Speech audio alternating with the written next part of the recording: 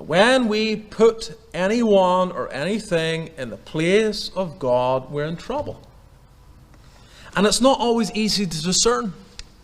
I'm going to tell you that you, like me, we are masters at rationalizing why this is a fine form of trust, that it's okay.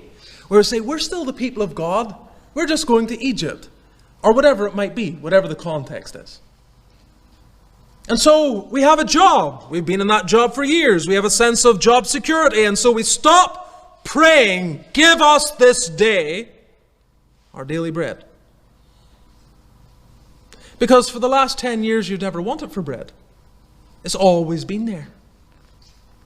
And you've always had that job. And you're in good favor with your boss. And you have no sense of this, the teetering possibility that you may lose your job.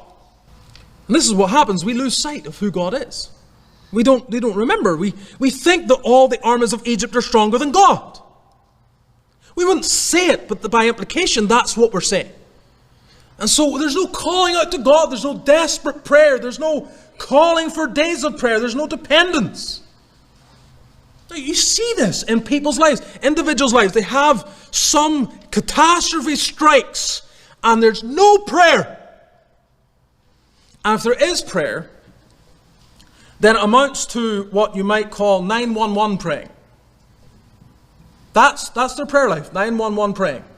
It's fast, it's quick, I'm in trouble, come and help me.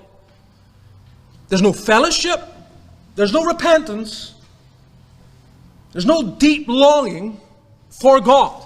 We forget God. And we actually reform God. What do? We say, well, I know God can help, so I'll throw up this little prayer. And then God will come like a genie and help in all the areas we asked him to help. And that's not it. It's not it. If God was purely about answering prayer, then maybe that's how he would order it.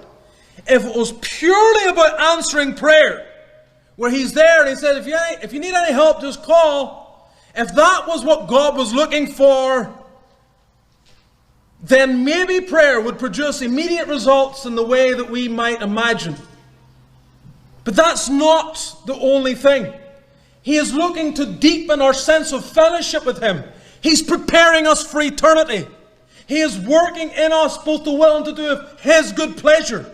He's grinding away our pride. He's breaking up our fallow ground. And he is calling us to be people who walk with him.